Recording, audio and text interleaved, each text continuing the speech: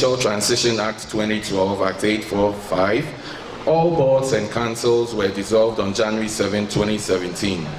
Now, government, through the Ministry of Education, with the assistance of the National Council for Tertiary Education, NCTE, has already taken steps to constitute the new councils of all tertiary institutions, and that will very soon include all the public colleges of education, now numbering 46.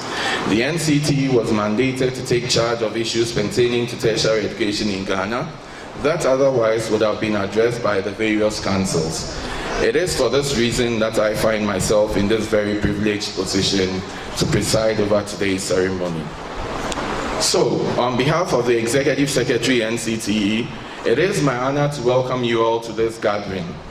I wish to use this opportunity also to congratulate parents and guardians for the love and support they have granted these young men and women until today. The efforts of tutors and instructors and all other supporting staff who have been instrumental in preparing our graduates today must also be duly acknowledged. Let us wish well these men and women for the work ahead beyond today.